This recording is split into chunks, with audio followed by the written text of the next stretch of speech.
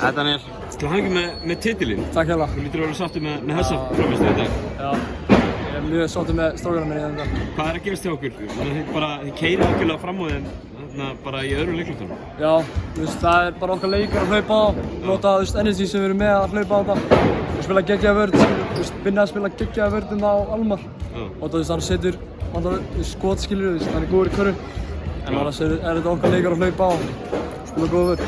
Þú ert maður leiksins í þessum úrslitaleik, en þú ert ekki mikið að skora stig allavega frá framan af. En við erum með það gott lið að Karl getur verið með 30 stig.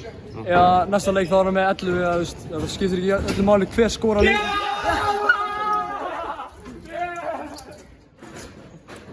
Skiptir ekki máli hver skora, já. 17 stóðsendingar lítur að vera gott að geta treyst á liðsfélagið setja með skotið. Ég get ekkert gert þetta á þess að við erum með flott lið, skilur, við erum með Hillana sem getur skotið þrista bara allan daginn, skilur, við erum með flotta leikmenn í liðinu. Hvað þýðir þetta fyrir tímabilið? Bara við ætlum að ná Íslandsmeistaratitilnum næst, það er bara svoleiðis. Þetta er bara, einn vikar í liðinu en við viljum vinna Íslandsmeistaratitilinn, það er eiginlega bara markmið næst. Er eitthvað lið sem skorur á okkur, hvað var það í Íslandsmeistarakeppninni? Já, það eru flott lið hérna, skilur, en við ætlum bara að hugsa okkur og hvað við getum gert og hvað getum við bætt í okkar leik, komið með í Íslandsmeistaratitillinn. Frábært, takk.